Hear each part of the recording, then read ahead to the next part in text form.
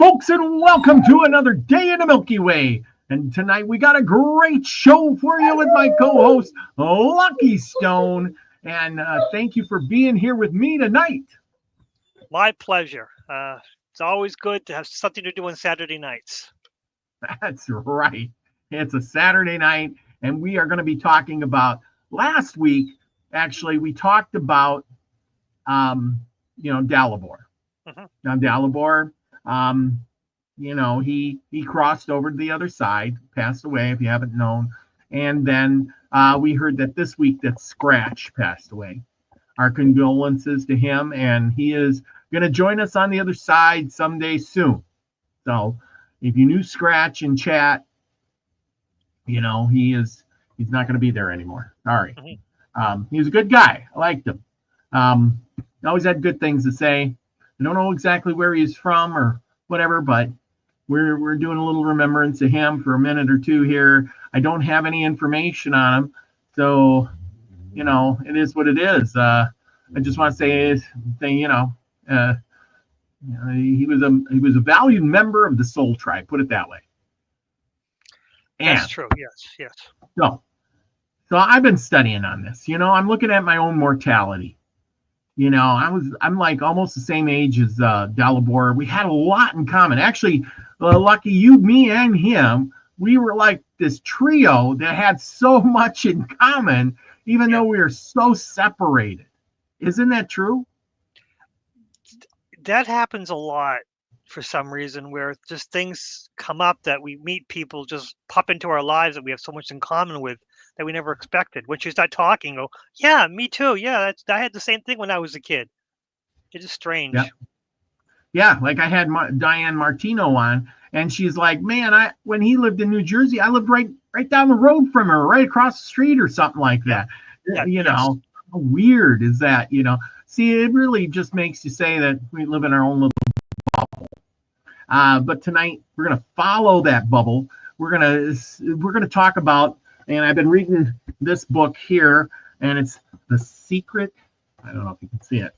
The Secret of Death. It's a very old book. It's fallen apart. It's by the Psychic Book Club, believe it or not. I'm going to be reading some of that. I've been also reading some of this. And this kind of goes in. This is the Tibetan Book of the Dead. Oh, yeah. And just talk about that for a minute. It basically starts out as, hey, when you pass over and you die here in this body, well, most of us haven't been trained on what to expect, on the other side.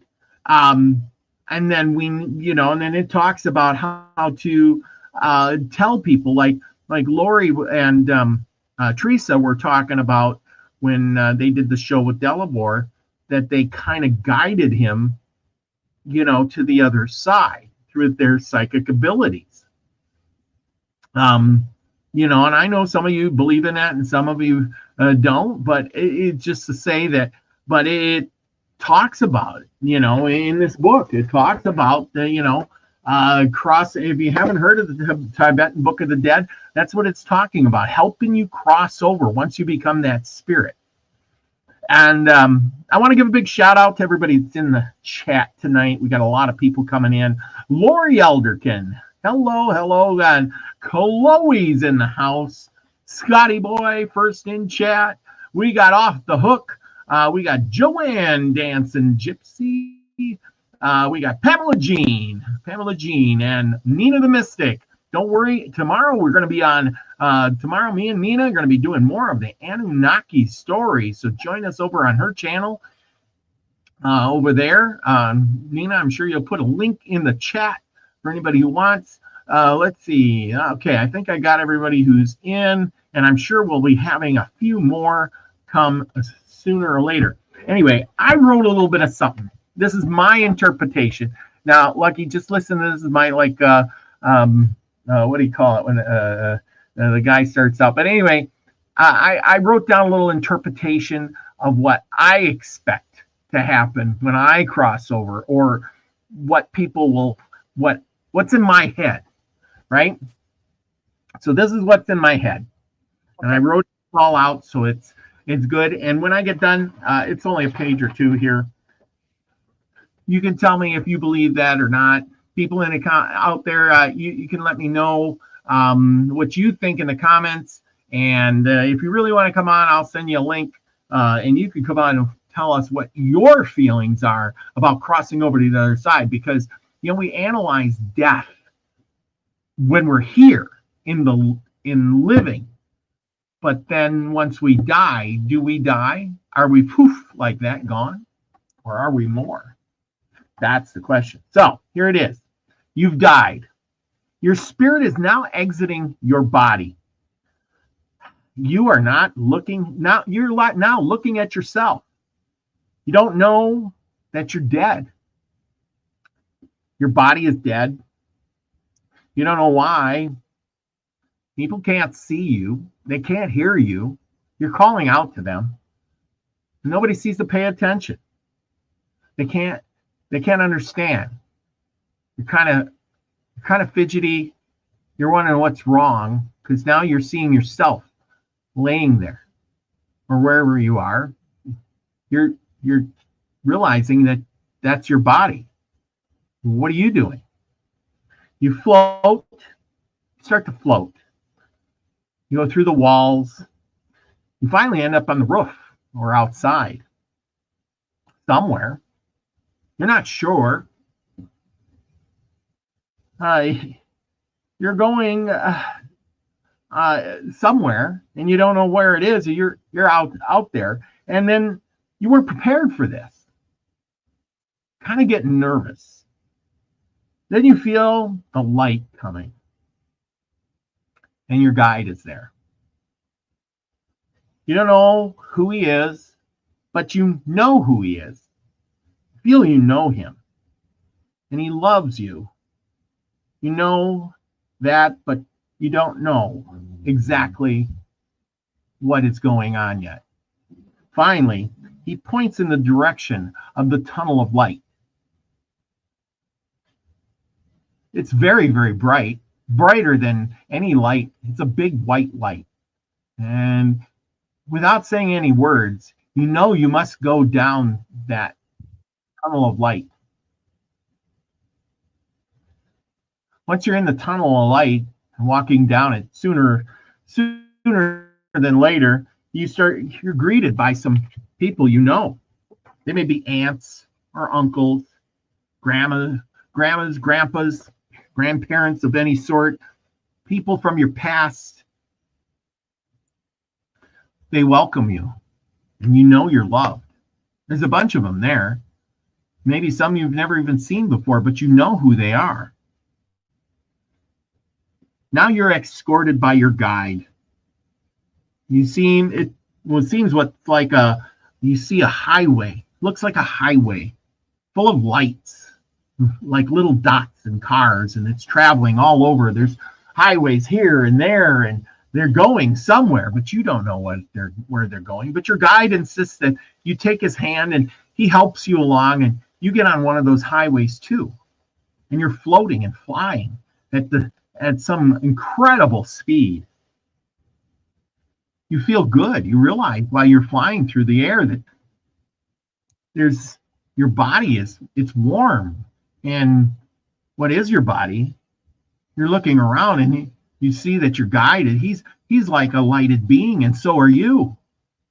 You don't feel pain like you did on Earth. It's not hot or cold, but you feel calm. You feel loved here. You feel good. You feel like you belong. You know this place. You're taken with your guide and passing down the busy highway, many others like yourself, flying by what looks like beehives. Giant beehives, all lit up. Giant structures of beehives with like little lights in them. Hundreds and thousands of these little lights as you fly down this highway. There's small lights in this hive, but nonetheless, you know where you're going, but you're not sure. You come all of a sudden to your hive, and your guide You get off, you get onto your little light where you see people you know. This is your area. It seems so small when you were flying up to it, but now it's huge. It's bigger than you ever could imagine. And when you arrive, you're greeted by friends from and other souls that you know from Earth, from times before and times that have been. Your guide leaves, and he says he'll be back soon for you in your life review. You meet the souls and realize that they were with you during your lifetime. And now you're ready for the life's review. And that's all I got. So, what do you think of that? I think it's great. I think it's a good analysis of what we currently know, which is very little. Yes. It's a tough call to know exactly what death is like, except for the stories of people who came back. That's about it. In each one of those, I mean, most of them are positive, some are negative, but it's all about your choice. But absolutely. What do you mean? Well, the problem we have is that everything, our religion, our belief system, is fed to us, and we accept it or we don't accept it. And whatever we truly believe, it's one of the first things we're going to see when we cross over, because I think that's what the whole idea is, that, okay, this is their belief system.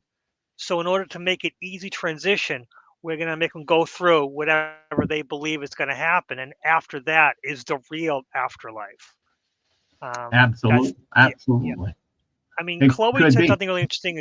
She said that, what if your guide is yourself, which is fascinating idea. And that's the thing. I left that kind of blank because I said, you know your guide, but you don't know. You know your guide, but you don't know who he is. Okay, I got to exit for a second. I got my pressure cooker cooking, and I need to put the cap on it. I'll be right back. Lucky you got the helm. Okay, that's great.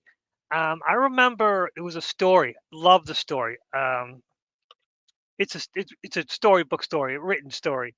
A man passed away, and he woke up on a street, on a road, on a path, and he remembered passing away. He didn't know how he got there, but okay, this is the afterlife. Just a road, a pathway, trees, and he looks ahead, and there's his old dog who passed away years ago. He remembered the dog had passed away years ago. The dog comes toddling over. The dog died, ancient, barely, could barely function. But the man says, "Oh, he looks just middle aged, like when he was healthy and happy, older than puppy, younger than the elder, but full of strength and vigor. There he is, his old dog there." So he says, "Okay," and him and the dog starts walking down the road, not knowing what the afterlife is about. And they see this beautiful white, huge gates, golden gates, white clouds, everything up ahead on the side of the road. So him and the dog walk up to it, and he sees a guy at the gate standing there. And he says, "Is this heaven?" And the man says, "Yes, this is heaven." He goes, "I mean, me and my friend, his dog, would like to go in." And they go, "No, no, no, no. He can't come."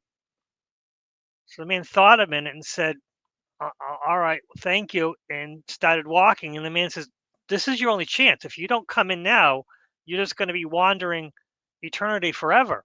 And he says, "That's fine. If I can't be with my friend, then I don't want to be there, but I appreciate it." And he continues down the road. And as he's continuing down the road, he sees an old farm up ahead. And he feels a little thirsty, so he walks to the hot farm and he sees a guy at the gate. And it's kind of a broken gate, it's not closed. And he says to the man, "Hey, me and my dog, we like some water." He goes, "Yeah, sure. There's a water. There's a bowl for the dog, and there's a glass for you." And and they got the water together. They start drinking. And he says, can me and my friend come in to this? And he says, oh, absolutely. You're welcome. Come on in. And he says, what is this place? This, and he says, oh, this is heaven. He goes, but what about that place down the road? That beautiful gates, golden gates, white clouds. He goes, oh, no, no, that's not heaven. Anyone who would give up their best friend doesn't deserve to be in heaven. Welcome. And that makes you think, the idea that a lot of times in life that we're giving these tempting things, but we have to give it something really precious to us. And we don't really have to. You can just say no. This tempting thing, you can simply say no because you know what the right thing to do. I do. There's something that Mark Twain once said is that if heaven has no dogs, I don't want to be there. And to me, that story really brought. I mean, if after I pass away, loved ones would be great, but it's my old pets, my own horses and my dogs and my cats, my lizards. Seeing the past pets is what I really want to see.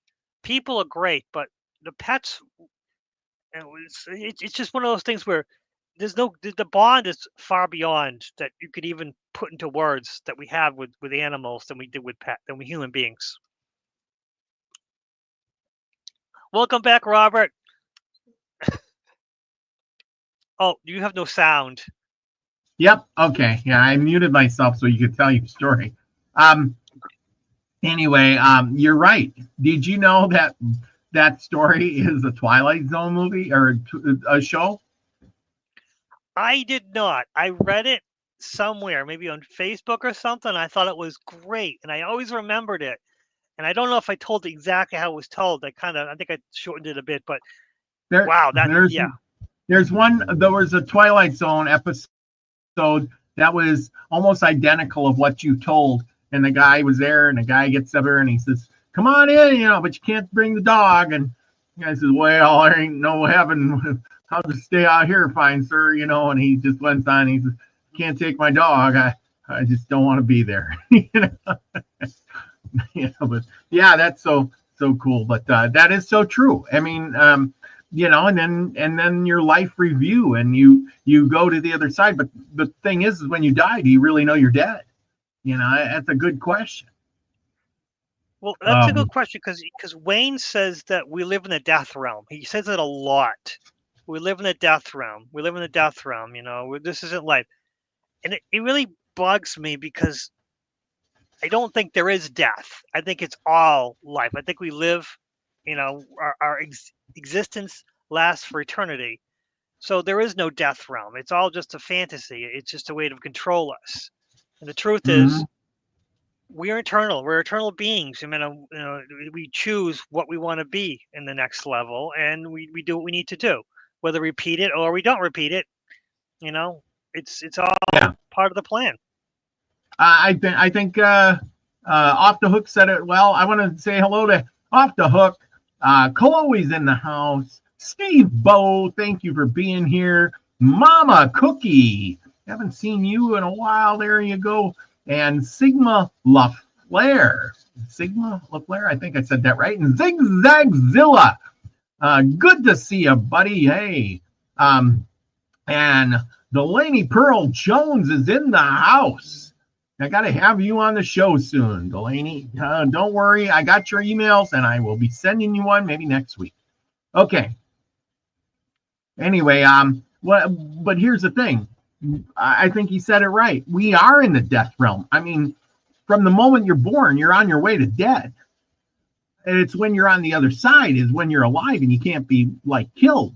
Is it true? Is that see, I'm saying the opposite. Wayne says we live in the death realm. I don't. Yeah. That's the thing. I think we're eternal. I think that's the thing. I think we live in heaven and hell. I believe that some people, some people close to me, they live hell. They're always a negative. Things fall apart. And I used to live like that years ago. And even my work sometimes gets really stressful and really ridiculous. But then it's my choice whether I let it affect me or not. So then I can, even though if everything is garbage around me, mud and trash, I can choose whether to accept that or to work on trying to clean it up. And that's my goal. And even though work might be stressful and stupid, ridiculous, and I'm not happy with my management, I can still be happy with my life, and try to mold things in the right direction. And if they don't want to do it, that's fine. But at least I've voiced my opinion and let things go as they are. Well, and that is true. But that's here. The point is that, I know my body isn't going to keep on living forever. I've seen so many bodies, enter the non-living area. You know what I'm saying? But Yes. no matter how I try, my body is never going to live and be immortal. But my soul or my spirit will be immortal. I kind of believe that. I don't believe that my thinking brain with who else has said this? Something about electricity. Electricity has a lot to do with their bodies. Yeah. That spark of life that they talk about can't just end, even though this body part is going to turn to dust, my spark, my electricity will keep on going. And that's what goes to the other side. And there I will keep living, an eternal life. And then I'll come back and we had people on that, the show, before that had multiple lives. At least they said they did. And they keep coming back, and they go and they come back, and they go and they come back, and they go and they come back again and again and again. And, yes, to learn more stuff. Could it be that once we cross over and we're on the other side, that's where we're really, maybe we're sharing this body with another entity? Well, yeah, I think also, to me, I think of the body like a car. You're a car person. You like cars. Yep. And I with me, when I have a car, I want to drive it to the ground. I want to do whatever I can to keep it going for the longest possible. I don't like buying a new car. And to me, my car is like the body, where you drive it for a while, but there's nothing you can do. Eventually, the car is going to fail. Eventually, the body is Mhm. going to fail. But again, you're the driver, so you can go into a new car. Eventually. And I think that's just like the body. The bodies are like cars, and even if I change cars, I kind of change personality depending which car I drive. It's just one of those weird Yeah. things. I mean, No, I agree. If you're driving the sports car, you're going to feel a little bit of wild. And if you drive the old station wagon, you're going to feel more like a homebody, right? yeah. And And my favorite is my four-wheel drive SUV. It's just, I don't drive fast in it, but it's more of it's a comfortable drive. I don't even understand why I am so comfortable driving the four-wheel drive SUV versus the all-wheel drive station wagon Subaru thing, Forester. And it's a even though they're both four-wheel drive, all-wheel drive, I drive differently depending which car I'm driving. It's weird. Try to explain it to my Mhm. wife, and she says, "It's just a car. What's wrong with you?" I'm like, "No, they each have their own personalities, and I have a personality when I drive my car." But it's Yeah. hard to explain sometimes. Life. Well, Scotty Boy says he's a 70 CUDA, and well, see, that's the thing exactly. If you're driving a CUDA, your body is a CUDA. Well, what are you going to do? You're going to do wild and crazy things, and stuff like that. But if you imagine yourself as a Toyota, you're not going to be doing that kind of stuff. And I think that's kind of right. If you're just that personality, that body. I mean, you see these people. Number 10 model is going to act a lot differently than a gal who's, she's kind of homely looking. I'm not saying that it should matter, but they're the way they present themselves and they act is going to be a lot different and a lot different experience, right? Yeah, honestly, and that's another thing, is that when I had my truck, I mean, everyone wants to be your friend when you have a truck, because they all want to help you. Mm-hmm. We want you to help them move or get something for them. And then, I mean, I had a big. Not a big. It was a medium-sized truck. But people were always, oh yeah, come over. We'll have some beer and pizza. Oh, we can move some stuff. It was. And that's one thing about having a truck was a pain in the butt because everyone wanted you to help them. And then I had a big orange van. I love the orange van. That was my favorite. That big orange van. Um, it was a work van that I got for cheap money because after a while they wanted to get something better. I think it was a plumber or something like that. So he had all the racks and everything. I used to use it. My CB rig was in that thing. That was a fun car. But again, it's life is just the body is to experience this life, but you know, enjoy it as you can because I don't think it's a death realm. But again, I think our souls live forever or our spirits, depending. That's another thing. Spirit and soul, are they different? Are they same? I'm just me. My eternal being that's it. I am an eternal being, no matter what you label it as. When my body ends, I will still continue on. Yeah, exactly. And why shouldn't we? I mean, um, the religions have, made it kind of backwards for all of us because they have told us, hey, you die, you go to heaven, that's it. God takes care of you, blah, blah, blah. Each religion has their own thing. If you're the Muslim, you do good things, well, you're going to get rewarded with 72 versions and, this, that, and the other. If you're a Buddhist or something, you're going to,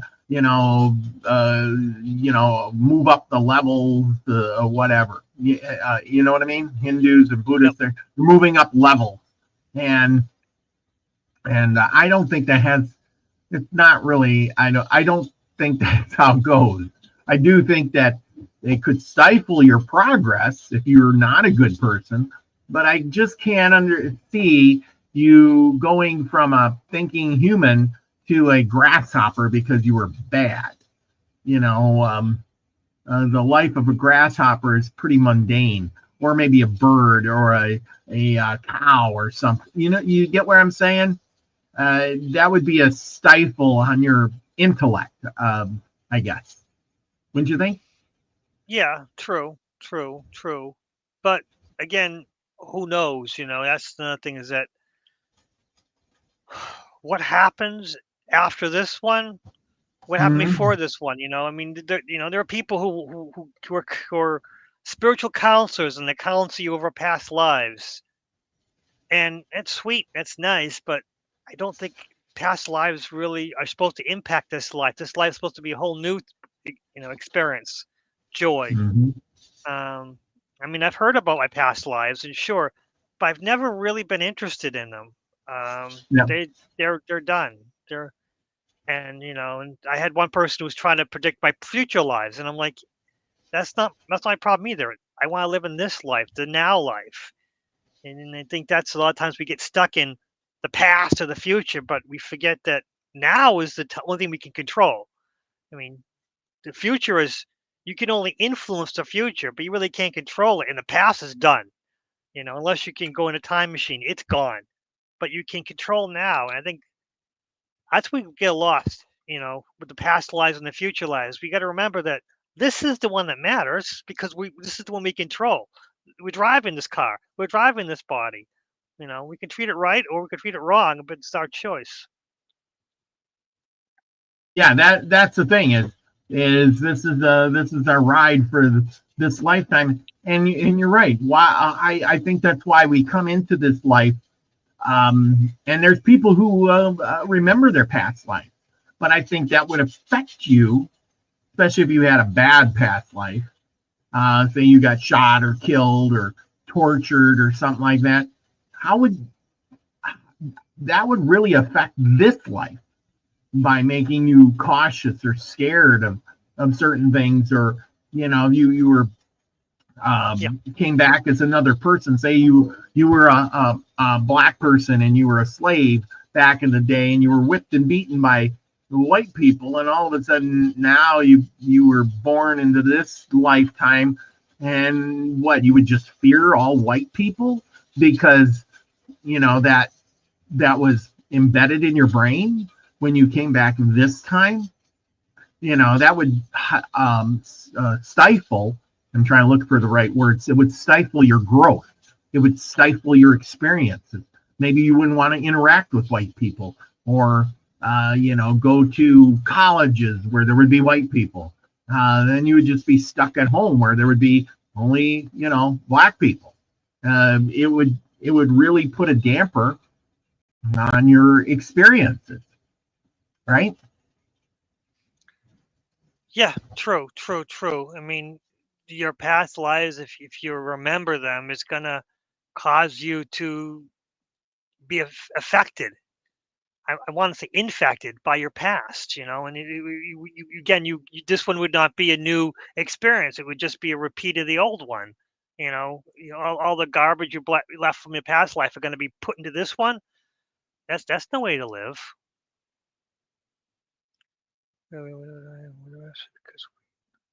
You're stifled again. I don't hear you, Robert. I got that thing hissing in the background, and I think I don't want everybody to hear that. We're not going anywhere when we die, but in the atmosphere, because we're not going controlled by a soul source, but because electricity runs through the human body, we just go through the universe. I kind of agree with that in a way. My buddy, who's told me over and over many, many times, he says he thinks, I think we all have a different perspective of what happens. He thinks that we're made by the earth controls us, and when we die, our power and stuff goes back into the earth, because that's where the energy is, Mother Earth. And then we're created back from Mother Earth. There's no escaping the bubble. I mean, yeah, that's the body does go to the earth. Whether it gets burned up, the ash is going to go somewhere, and and if you bury it, you get stuck in the earth. So that makes sense. But what happens to the spirit, the soul? Because that's just, I mean, is the soul electrical? If it's electrical, we'd be able to sense it. Robert looks like, I mean, yeah, it's one of those weird things. Is like, I mean, yeah, ghost tours, they tend to have those EMF meters and stuff like that. But again, those ghost adventures and investigations and stuff like that, who knows what the hell they're seeing? I'm sorry, but a lot of times I think those ghost investigators are just dealing with demons who want some attention. The real ghosts don't care about these crazy people. The demons who want the attention. Oh yeah, okay, kind. We'll give the ghost adventures anything they want to see. Let's do it. So yeah, that's a good question. It was on my bucket list today, thinking, so if the white light comes and we go in and whatever, and I've heard people like Nina say earlier, saying that she's not going to go to the light. Well, if you don't go to the light, well, then do you go to the darkness? And regardless if you go to the darkness or the light, how do you become a ghost? Like you said, is that just demons playing tricks with us? Is that some other entities, or I mean, that's a big question. Where did ghosts come from? I'm sure there's places where there really are ghosts and spirits floating around. I mean, you've encountered a bunch of them that have been trapped here and there. Were they real people at one point in time, and how did they not go into the light? Well, my experience with the ghosts, they tend to conjugate around memorials, about places that have some connection, because unfortunately some people like the attention, and they're not linear time wise, you know they exist in moments, so they like the attention. So I mean, the memorials, as long as someone's going and continuing to upkeep on the memorial, the people are getting that positive energy about love and compassion, and they'd rather be at the memorial than go to heaven, because they know for a fact that they're going to get the love and compassion and the energy that they want here. And and they don't know what heaven's like, because they may fear, especially if they're Christian, they may fear like, am I good enough, or am I going to go to hell on the other side?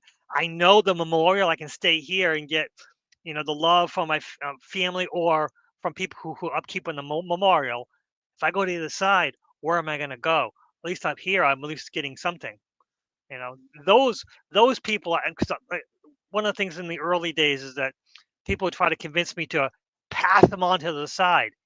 And I learned you can't force anyone to go to the side until they're ready.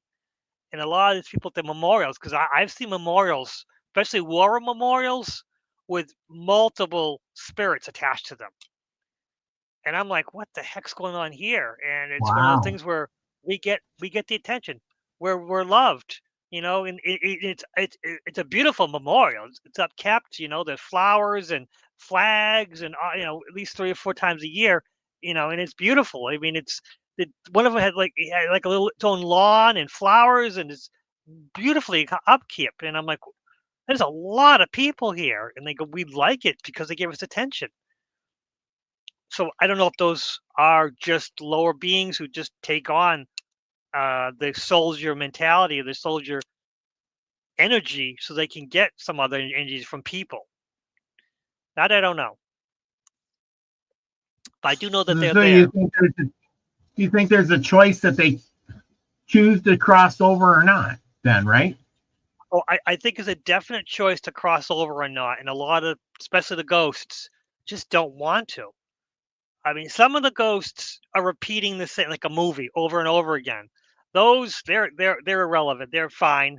Let that energy it's just passing over the same pictures. And that one of the things that the Loch Ness monster is just a dinosaur ghost that just keeps repeating the same thing from millennia ago. Who knows? That's kind of cute. But these memorials, I mean, there was one more where a girl got hit by a car at a crosswalk at night and they don't talk about it, but I knew because I ran into her and she was so upset because she was reading her phone while she walked across the street, and there was no it's a very dark area near my house, um, and the kid hit her because he didn't see her because she wasn't paying attention.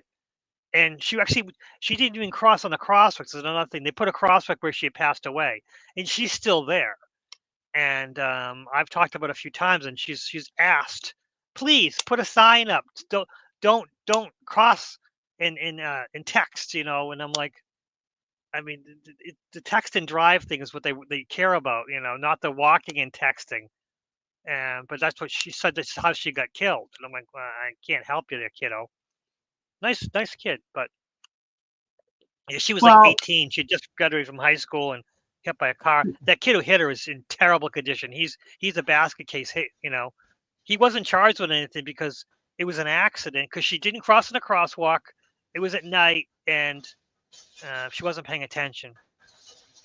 yeah.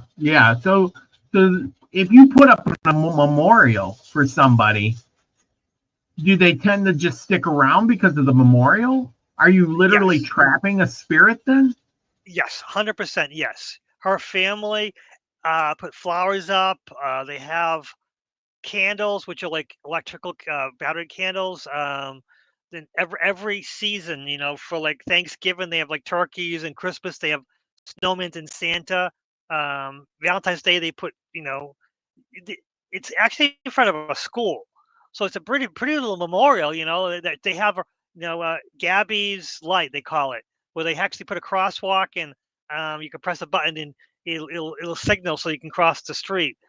It's overdone. It's no, not, it was really not necessary, but she wasn't careful, and so they made a protection thing. But on the other next to it is like a bench with all these decorations for the girl who passed away. She's stuck there until they stop. And I tried to explain it to her family, and they are so stuck. They miss her so much that it's been 6 years now, and I mean, and she's still as powerful as ever because they're always upkeeping that memorial to Gabby, who also doesn't Wow. like. Yeah, Gabby was her childhood name, and she'd rather be called Gabriella, and that's one of the weirdest things too. Is like, oh great, great, you don't even like this. They call it Gabby's light. She wanted to be Gabriella's light. Weird things that happen. So basically, it's best not to memorialize somebody because they may stick around because of all the attention they're getting. Yes. And Also, the sadness of the family will keep that, you anchored here for much longer. Sadness because you don't want to move on because you want to help your family, because you can't leave until they released you. And as long as they're sad, they still hold on to you and they cry for you and they hold you. And sadness holds far more uh, people than joy and happiness. Funerals are horrible for spirits. I hate going to funerals. Memorials are better because people Mhm. can laugh, and when people are laughing and talking about of their friends, that's freeing. But sadness and and crying and everything, it just brings the spirits down too. Yeah, see, Mainly, Nina said it like right. yeah, I think she said memorials are for the living. It's for the living, not the dead. See, I think that's the part where, when I'm reading this book, the Tibetan Book of the Dead, I'm realizing that, well, most people haven't been schooled in dying. They've been schooled in living. And yeah, then when you die, they don't realize they're just, like you said, they're sticking around because of the parents or the other people. They're sticking around because of the sadness, or they're getting attention, and they don't realize that, hey, I need to move on. This is all great, but they'll be all right. They'll make it. They'll be over on this side soon enough, right? yeah. That's another thing is that I'm not in a rush. But yeah, I Yeah, mean, it's I just think weird. Yeah, I think that's the biggest problem. Nobody prepares. I think, like Wayne was talking about it. He is working towards preparing for the for the death of this body, and a lot of people aren't preparing for that. hmm They're not realizing that, hey, when I I'm gone and I see my body and they put up a memorial, that everything's going to be okay. Like Delabore, we'll just use him for example. I kind of miss him on this show because if he was around, he'd be right here and he would be talking to us and telling us what he would be thinking. And I think he was smart enough that he knew that people will have to make it on their own. I wish I could have done more, but I'm not there now to do anything. I need to move forward and go somewhere else or do something different because I can't make a difference anymore. You see what I mean? It's going to yeah, ride out the way it's going to be. People are going to make choices. I'm not in that 3D, the place where we're at right now. If you're not here, then you can't change anything, right? yes, and sometimes spirits can influence things. But yeah, I mean, honestly, yes, they can't change anything. They can only influence the living. But really, yeah, the only ones who can change the reality of now are the living, and only ones who can choose. That's another thing is that I am in control of my reality of my life, and you are in control of your reality, your life. And a lot of times when we lose somebody, we're sad and crying, but we're not really crying for them. We're crying for ourselves because we lost that connection. And I mean, the connection's there, but it's on another level, and it's not the same. You know, we can't just pick up the phone. We can feel them, we can experience them, but we really, it's not the same. And I think holding a spirit hostage here is one of the worst things you can do. Oh With yeah, your sadness. absolutely, absolutely. Yeah, here Nina says that my aunt Lisa was with me for a couple of months. She even pinched me during one of my live shows. So she was there. She hadn't moved on or crossed over. Maybe she didn't know. You think these spirits, they know how to once you leave this body? Do you think you automatically know what to do? Is your guide there to guide you through, or what if you don't want to listen to him, or maybe he's absent, or uh, Oh, you I, just yeah. I don't think the guide's absent. I think they're there. But again, the problem we have is our free choice. So, you know, a lot of times, especially with our religious upbringing, we're afraid to go to the side because, you know, we're afraid of the ramifications of our mistakes. And even if the guide says, no, you're nothing to worry about, everything will be good, you believe that you pass on, you've got to be challenged, you've got to be, you're going to be tried, and that's scary. Even if you think I lived a good life, you think yourself, I'm going to be challenged, I'm going to be tried for my life. I'm going to need to defend my life. Do I really want to do that, or do I want to stick around with my friend, my friends and family for a little while longer and just watch them? And because that's another thing, I think the other side is so different than life. It can be another scary thing. Like, okay, I'm dead, but at least I can, watch over my family for a little while. And again, to the spirits, time is irrelevant.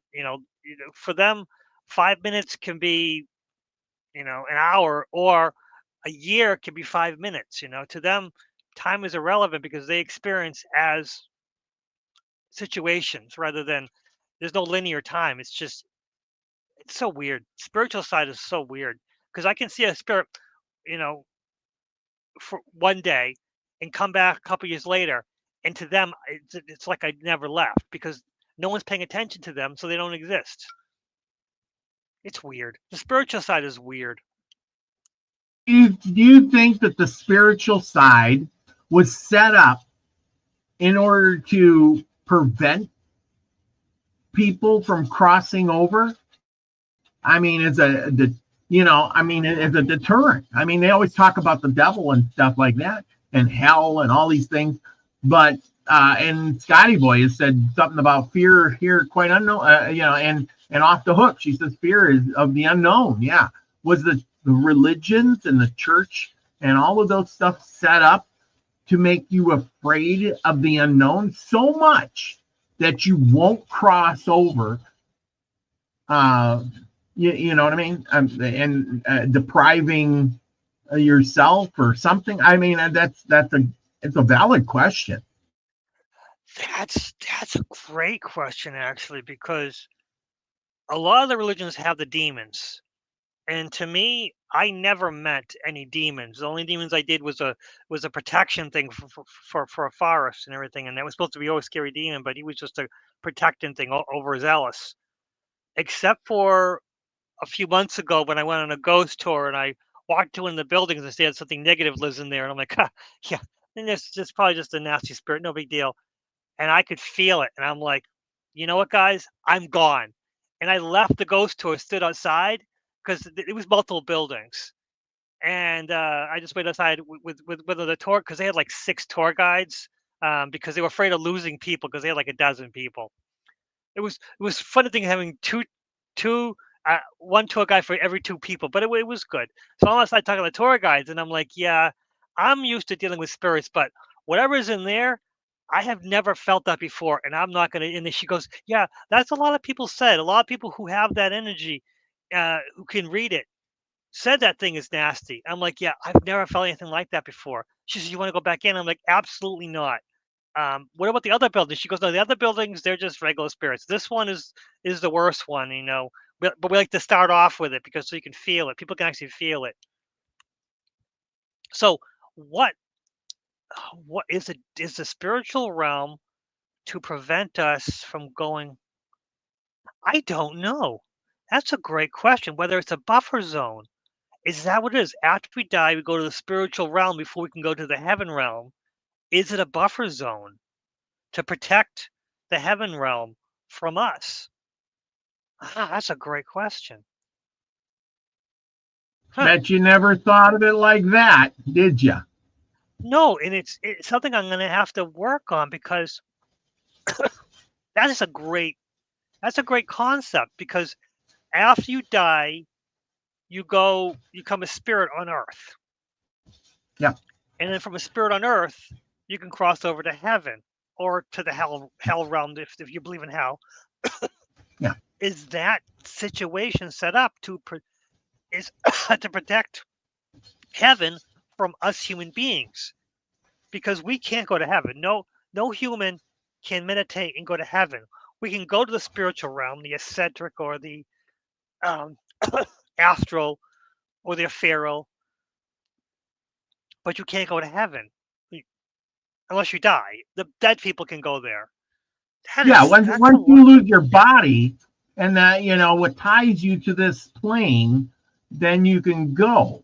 But if your body dies, and you're too afraid to go, you stay here because of your religious upbringing. Like, oh my gosh, I didn't see Jesus at the Golden Gate, so I didn't want to go. Or I was so afraid, that I might go to hell or be judged that I didn't want to go. It's better to be in limbo than to be judged later on. So I'm staying here and wandering the earth for eternity. See, I had never thought of that. This is huge to me right now to have the Okay, so spiritual. Yeah, so here's my second thought. If something created this religion fear and yeah. souls are walking the planet, did it create that buffer so it could feed off of you at that point? That's a good question, because my thought is if it stops you from going, then you're stuck here not knowing what to do. And then could you become, say, food for some bad entity? Nobody would know then, because it ain't like the pearly gates are going, the portal is going to open up for you when you got scared from some creature trying to devour your soul.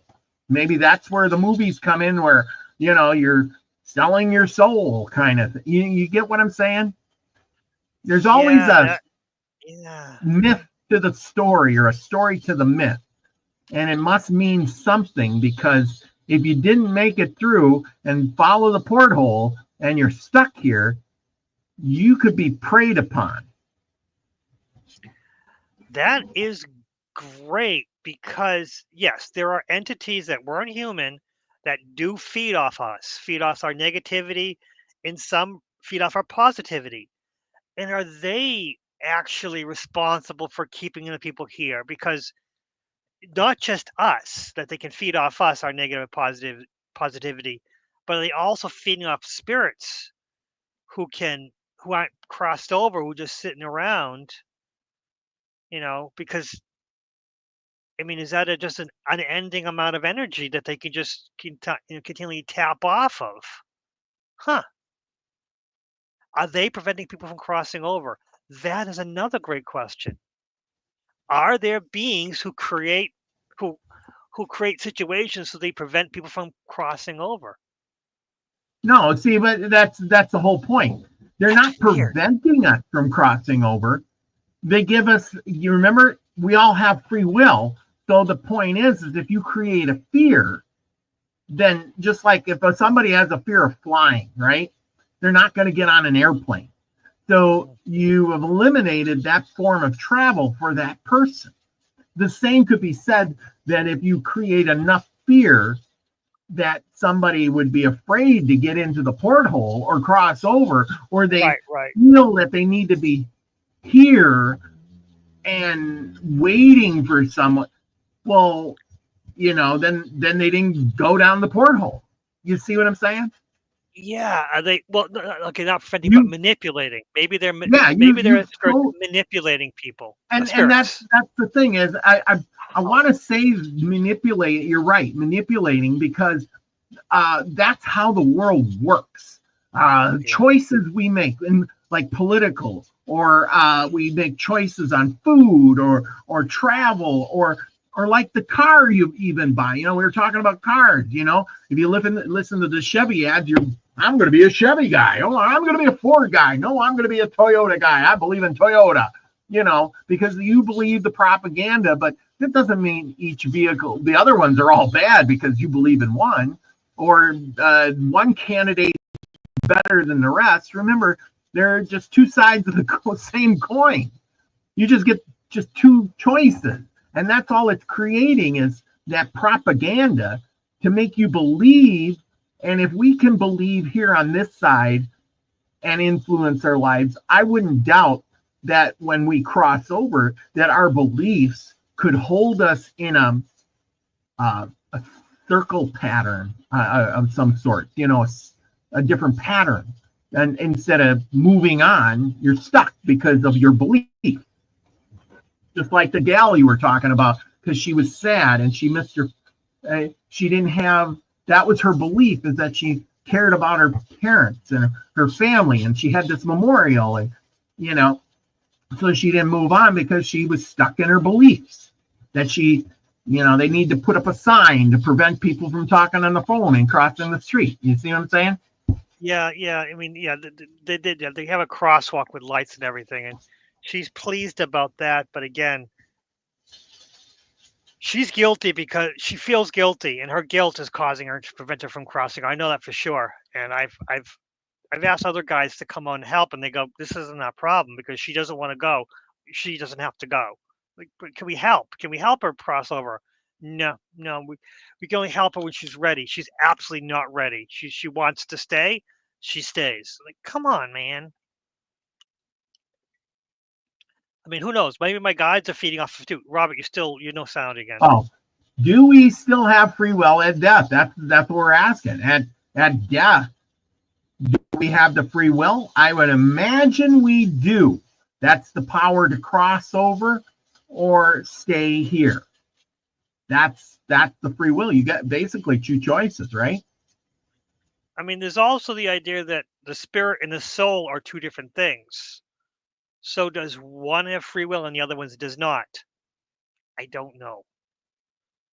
I mean, I have heard that they split up. Sometimes the soul and the spirit split up, but again, I don't understand that at all. I don't know how the spirit differs from the soul or how to define either. So being an eternal being is much easier than figuring out what soul versus spirit versus physical. It gets all very convoluted and confusing. A lot of what we talk about is all theoretical because we will never know until after we pass on. Yeah, it's like a big secret that's been kept from us. Because if we knew a little bit about what's going on the other side, I think that would change everything. It would ruin religion more than, we always talk about aliens showing up and saying, what do you mean? God? Jesus? I never heard of that guy. That's bull crap, we don't have nothing like that.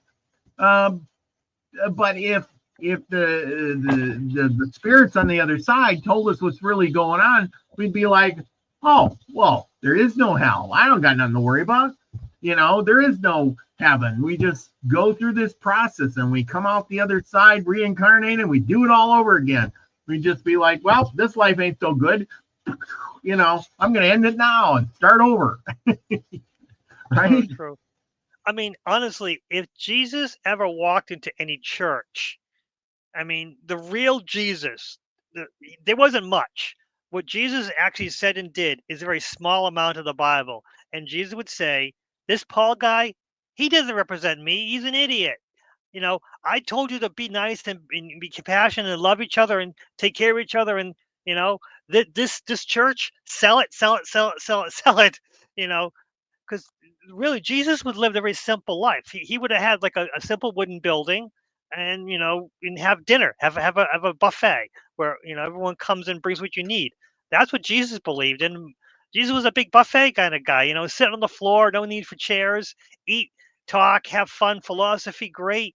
But this worshiping a guy in the front, that's everything Jesus would do. He hated the Philistines, not Philistines, whatever, it doesn't matter. The Pharisees. Jesus hated the Pharisees who were what religion is, 100% what the Pharisees used to be. So, I mean, that's another thing. Religion is a lie because the real Jesus would never support all this. War, Jesus would never go for war. We don't need to do this. Just take care of it. It's very simple to live. What's wrong with you people? Don't be greedy. Yeah. But who knows? Exactly. Chloe says, I asked Delaware about this. He told me he wasn't going to answer me. I would find out eventually. See, and that's the thing. Once you cross over, it's like this hidden secret. Like, hey, I can't break the rules, man. I can't really tell you what's going on or how it works. It's like the big secret. And I might get punished if I tell you. You see?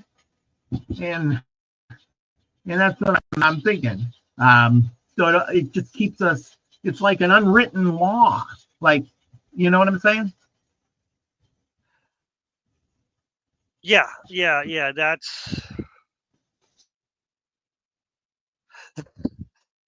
There's things I can't say, which is weird. Yeah, it's hard. It is really,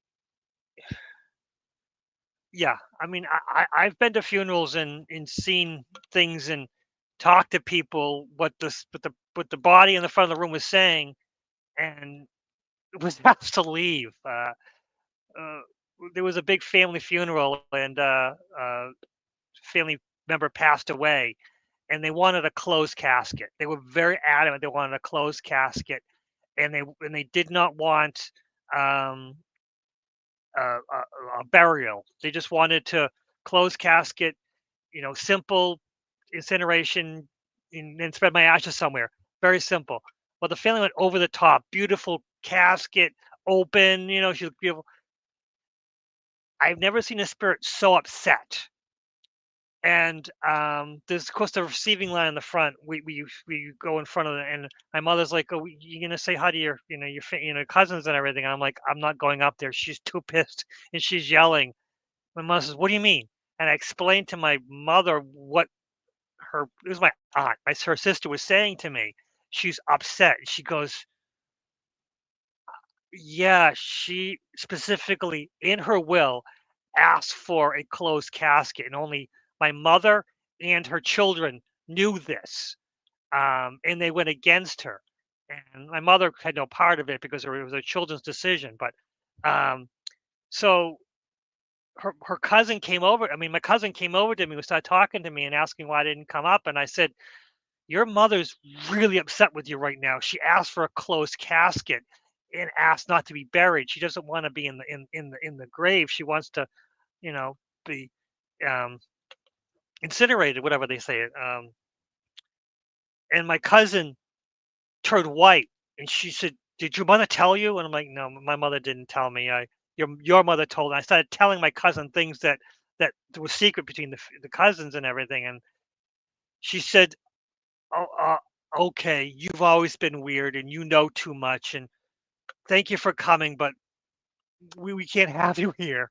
My cousin kicked me out of my aunt's funeral, Wow. and that's that's pretty and bad. and my mother said to me, "I knew you were gonna do that." And I'm like, she's just, they're gonna be mad at me. I'm like, no, they're not gonna be mad at you because I told her things that you don't know. And my aunt was really, really upset, and and they're still Facebook. Oh, I miss my mother. I miss my mother. Oh, yeah. And of course, I'm like, just why didn't you do what she asked? She was very specific what she asked. They Yeah. went all Yeah. against it. They had a big party. They sold her house, which she didn't want. She wanted them to she knew who she wanted to have the house, but no, they Yeah. wanted the money instead. Yep. It's Oh fine. yeah. People Yeah. make the decisions, but yeah, my aunt is haunting her children. I know that for sure, and they're suffering for that. Nice. One last one here. And Steve Bow. Lots of scams of people who claim to know the other side.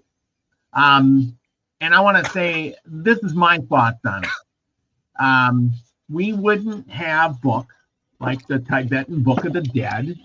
We wouldn't have all these other books like this last book here I got, The Secret of Death, if there wasn't somewhere along the line that people were slipping up, or somebody gave a hint, or eventually somebody came out and said, listen, buddy, I'm going to tell you, and you need to write it down and tell everybody this is going to be the only time, and that's it.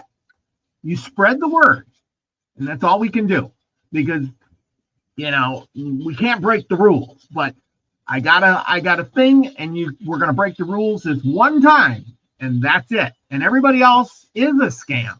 That's the way it's gonna go. Mhm. What do you think? No, I think giving hints. Here are some waypoints.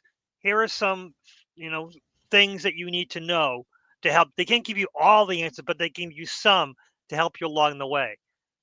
Which is generous, which is smart, which is compassionate. But yeah, there are people who are making a buck. They're making a buck off of the grief of others. That's true. Well, lots of those books were wrote hundreds of years ago, and I think some of the books are making a buck. I think people do it I mean, I could sit here and write a book right now about what I believe might be what the other side is like, and I can make up all kinds of details and what you should do and how you should act and what you should believe and blah blah blah blah blah blah blah. But I'm making it up. Am I channeling it? Maybe, I don't know, but I'm making it up. Did these other people make it up, or did they have divine intervention? And I think there's people out there that do get some kind of divine intervention that says, here, I'm going to tell you and you tell the world, and that's going to be the way it is. Well, I think I'm going to tell you, and it's going to be right for you and the people close to you. But that's the problem. A lot of it is not going to be right for the general public. It's going to be right for the people who find it. That's another problem. I mean, what is it? The Dalai Lama said that I can teach you Buddhism, but you have to stick to your own religion. Buddhism is more of a philosophy for the Christians, and it's okay to be Christian. And that was the Dalai Lama was big on that. Keeping your own religion is fine, and using Buddhism as a philosophy to help you feel closer to Christ. I mean, I think that's a lot of the answers we need are in our lives if we just take time and listen to ourselves.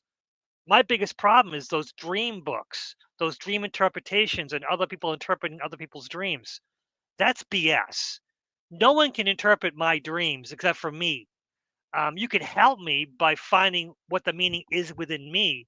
But if I tell you it was a rabbit in my dream, no, big thing. If I have a snake in my dream, it's positive. If you have a snake in your dream, it's horror.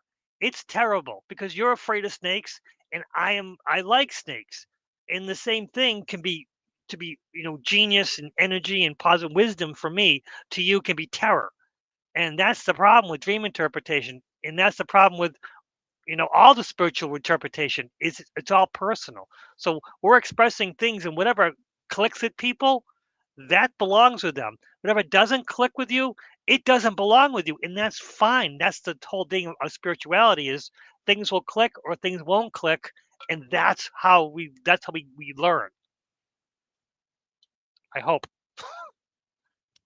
Well, I agree totally. I agree. I totally agree with that. You the only one who can really interpret things for you is you. Just like the only one who can really judge you is yourself. And that's the way it always goes. I mean, you can make True. people can try to judge you. In reality, you're the only one who knows your truth. So be it. That's it. That's the genius. That's it perfectly. You stated perfectly. The only one to judge you is yourself. Yeah, absolutely. And when someone else judges you and you let it affect you, no, it's you judging you. You're just letting them influence you to judge yourself again. Yeah, that's all influence. it is. Yes, it's all about influence. You. Yeah, then you're taking on their beliefs, not your own. Yeah, Nina said it best. Be kind to yourself too. Yeah, be kind to yourself. There you go. You can be Christian or Buddhist all at the same time. Yes, absolutely. We are spirit. Chloe, she says we are spirit. We all know. Lived outside the body to speak. Yeah. So there you go. Let's wrap this up. We've gone a little over our 1 hour. Everybody's heading over to Max Vision Remote View class. And don't forget to join me and Nina tomorrow night on Nina, the Mystics Truther channel here on YouTube as we talk about the Anunnaki tomorrow night. So do that. Lucky, what do you got coming up? I have no clue. Right now I've been going the seat of my pants and somehow producing a week of videos, just constantly. Just going to be hiking and hopefully ideas come to me. Today I saw a beaver. I was excited. Yeah, I was hiking and I knew there was a beaver pond and I saw the beaver cross on the road. Oh, cool. And then as I go further, I saw chunk chunk chunk because it was like dusk. It's kind of get dark, and I heard chunk chunk chunk. This big fat beaver is running as fast as it can to go to the water, so he had to go right by me. I didn't know beavers could run that fast. I wish I got a video of it. It was the funniest thing, but I learned that beavers could run today. Yeah, beavers can really go. I like the one you just did about the two ponds. The two ponds, the one where everybody lives around and one where nobody lives around. Dorothy Named Pond. almost That actually, the same name. yeah, Dorothy, the little Dorothy Pond and regular Dorothy Pond. Little Dorothy Pond was actually a factory. I didn't know that there was a factory there, and that's what the little Dorothy Pond was for. There was actually at the end of it was they put water in it so they could dam it up to run a spinning thing for a factory. I found that after the fact because I was talking about it. And someone caught me and go, "Yeah, do you know what that was for? It was for a factory. They put a lot. It was also a train thing. To cut it in half was a train used to go through there because the factory put stuff on the train, and that little Dorothy Pond and big Dorothy Pond was cut in half for a train track. But yeah, yes. Oh, Hopefully, wow. yes, I'll come up with more things than that. Another week's worth of interesting information. I'm hoping. Yeah, I like interesting information, that's for sure. Wow, good deal. Esoteric Tea next week with you and Courtney. It'll be on Courtney's channel, right?